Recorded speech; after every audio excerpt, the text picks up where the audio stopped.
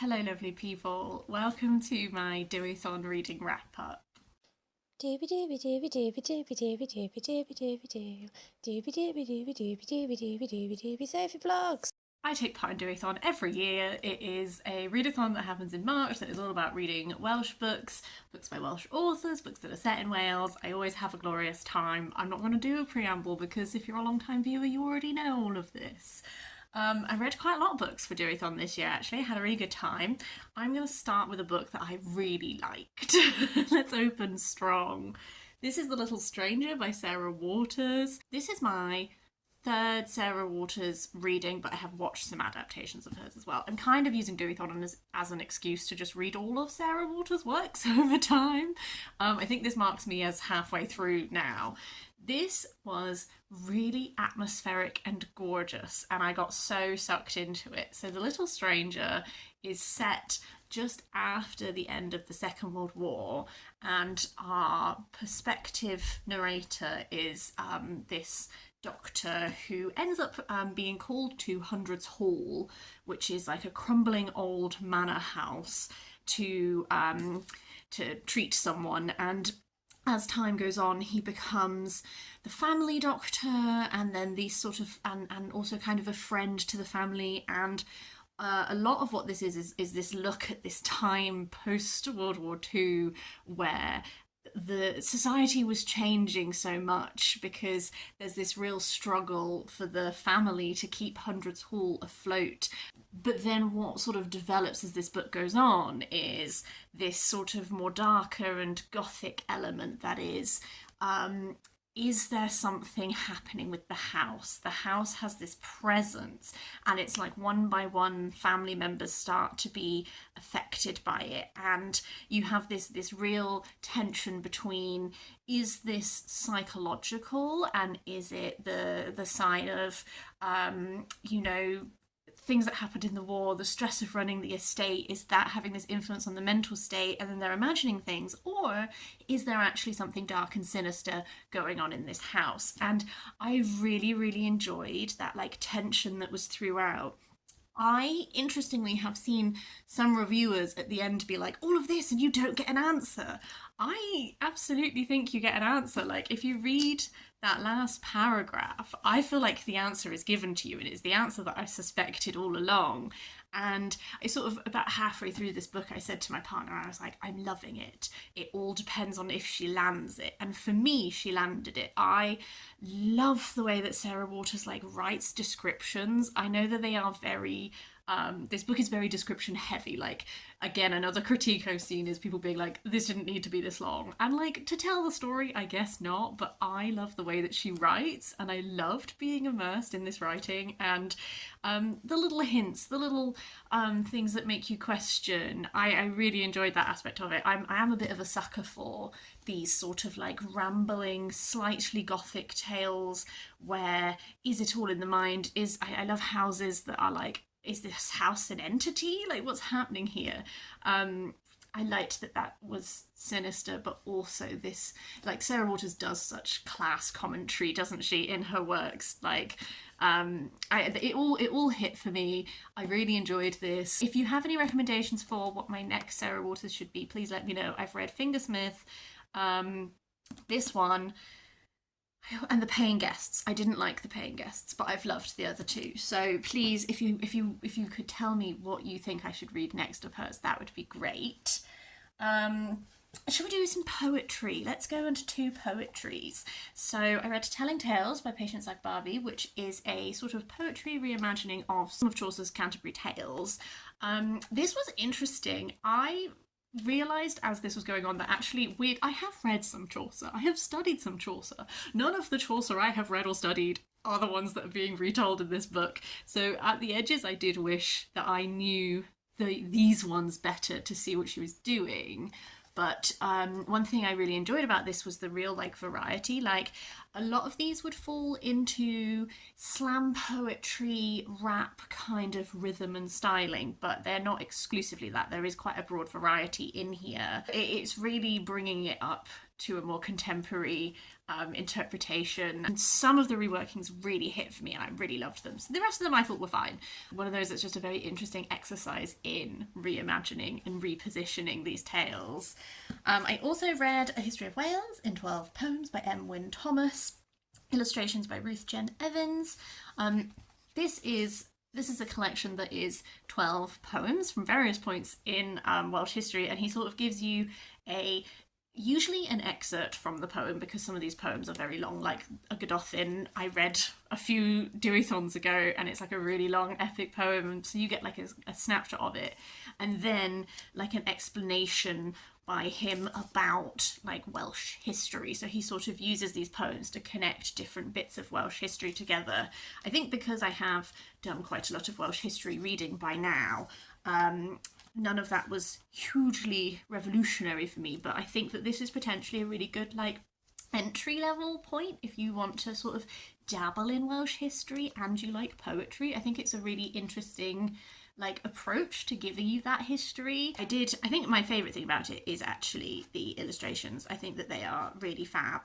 I'm trying to find one for you, and obviously now I cannot find any of them. Like this, like they're really cool, like lino print style. So that was my favourite bit of this actually, but that's just because I love printing. On my Kindle, I read Neon Roses by Rachel Dawson. This is set in Wales in the 1980s. We start from a point of being based in the Welsh Valleys during the miners' strike, and Elined is our main character, and the LGSM, which is Lesbians and Gays Support the Miners, come to visit because they're fundraising for this community alongside other ones. She ends up going to visit, and she sort of comes to this realisation that actually she's a lesbian, and so she radically changes her life. She moves to Cardiff. You end up sort of at various points, you end up in the Welsh Valleys, in London, in Cardiff, and eventually in Manchester. And I really enjoyed the sort of routing. I really felt like I was in the 1980s. You know, sometimes things are like set in times, but really you're like, there's no like distinction here that makes me feel like I'm in this time period. Whereas this one, like, I really did feel that setting really well. I don't really know what genre to class this as, but a lot of it is sort of, I guess, a contemporary in that we follow Elined on this journey. There is romance in this, but I wouldn't describe this as necessarily a romance book. It's so funny when you see, I keep like going and reading reviews of things. I literally one after the other read one review that was like, how can you describe this book as mildly filthy? This is absolutely filthy. And then another one that was like, I was promised filth, I've been let down.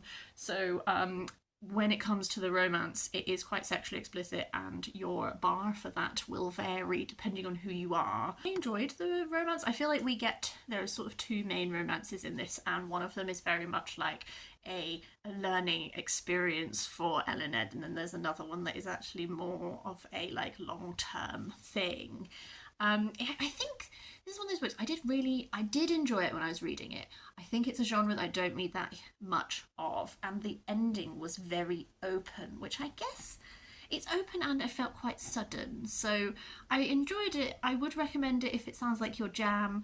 I don't think it is entirely my jam, but I had a really fun time with it anyway. A book that also doubles for my Read the World challenge is The Hiding Place by Trezza Azzopardi. This is also counting for my Read the World project for Malta, because this is a Maltese writer who is looking at the Maltese community in Tiger Bay in the 1960s, which is a whole community that I didn't know about until I read this book. This is a book that is split into sort of two parts, but our narrator Dolores is the youngest child of this family. The dad is a very destructive person, gambles a lot, drinks a lot, is violent to the family, all of this, and they have many children, all of them girls. And you see all of this from Dolores's eyes very, very early on in the text. This is not a spoiler because it happens so soon. Dolores is burned quite badly in a house fire, and so she spends a lot of time inside the house, and it's kind of, I think I found the framing of the narration strange sometimes because you're seeing it all through her eyes, but because she is confined to the house a lot and she's kept very close to her mother and this kind of thing, like sometimes the stuff that she's telling you is not stuff that she witnessed. So you have this sort of like slightly strange narrative style where it's a very young child but it's quite a mature narration, and sometimes you're getting it direct that she's seen and sometimes you're sort of getting it like filtered through. I did find myself gripped by the first part of the narrative more than the second part. The first part is sort of her reflecting on this childhood, and then the second part joins her at the point where she is an adult and goes forward in time a bit. And I was more interested in the stuff that was set in the past than in the contemporary stuff.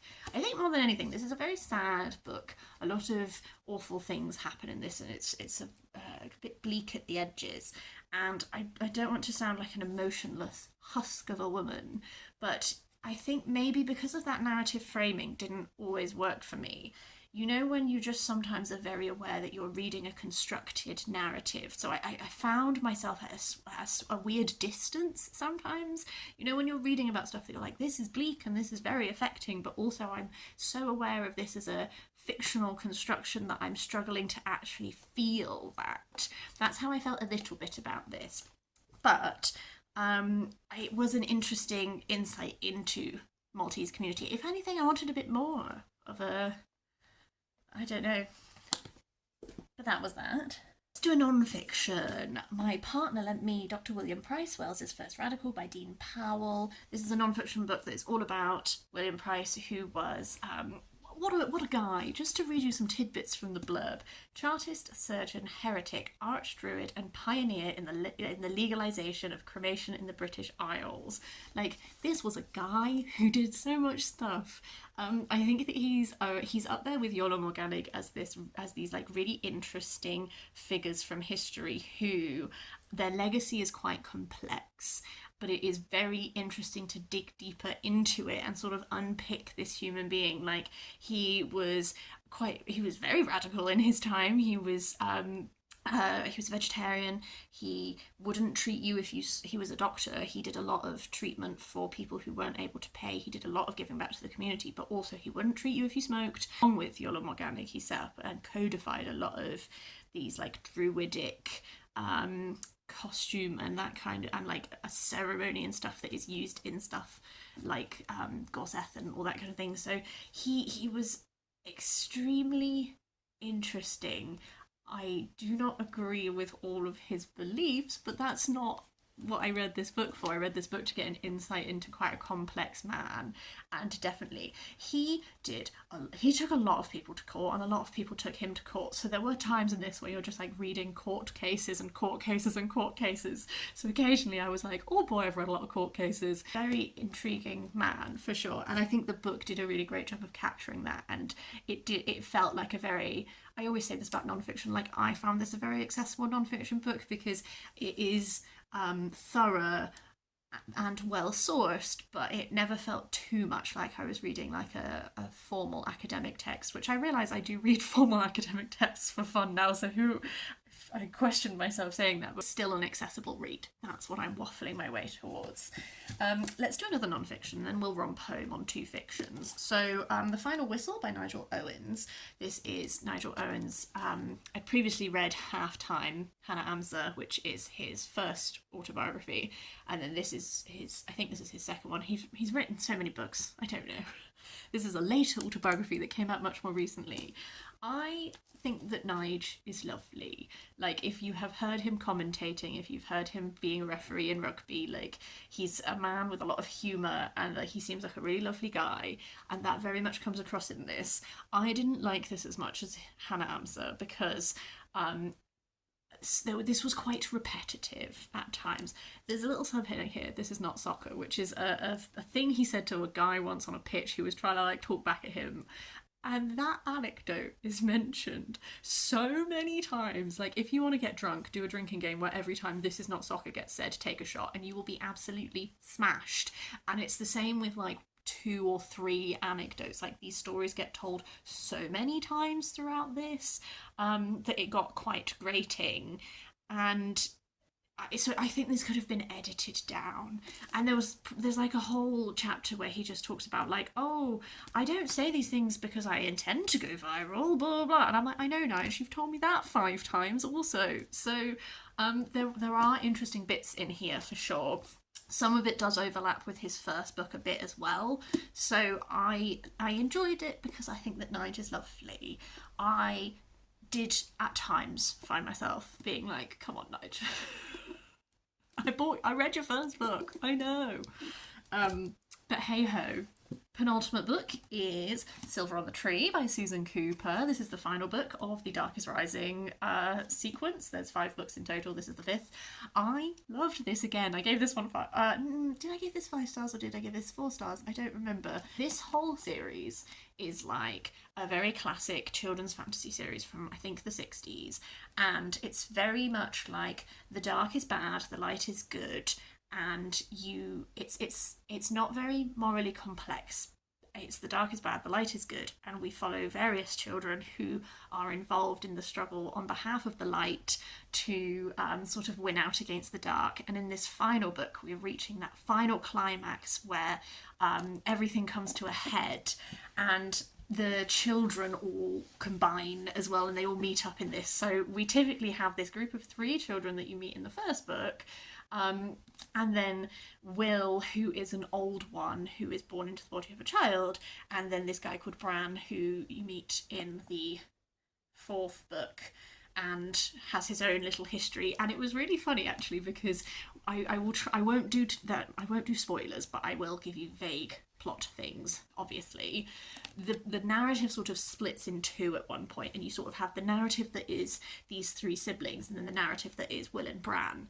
And it was really funny because the 3 siblings are doing a lot of stuff that is very much based in like our world, and then Will and Bran are just off having the absolute like most like wild magical adventures, and it's just quite funny to like flip between the 2 in this. I loved the adventures that Will and Bran had, because they do sort of end up in this other place and they're going through stuff and everything. And the visual imagery, I think that Susan Cooper does visual imagery so well. I could imagine, you know, like Rodney Matthews, like 70s fantasy style art, like I could see it being like drawn in this style. And this like, oh, it felt like kaleidoscopic almost. And she also does atmosphere really well, and I feel like I love the tone, I love how you build this sense of dread and all this kind of stuff.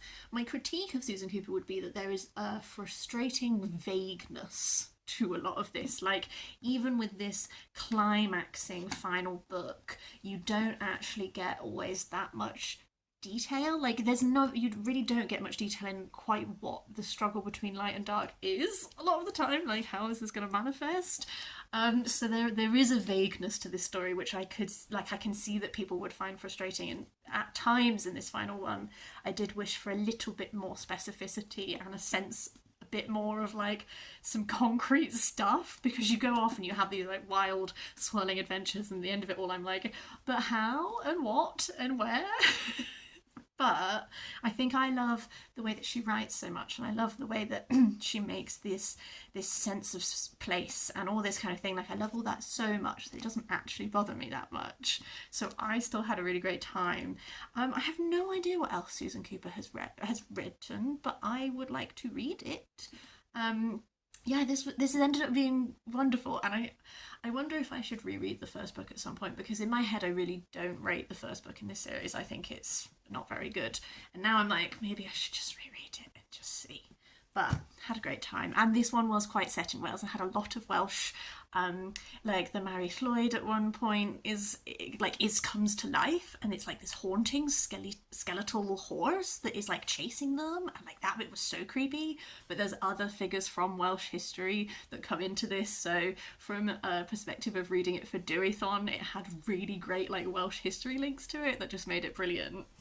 The final book is The Well of Lost Plots by Jasper Fforde, which is the 3rd book in the Thursday Next series, which is like kind of a literary detective thing, but we've really gone some places by now. Most of this book takes place in The Well of Lost Plots, which is sort of like the book world.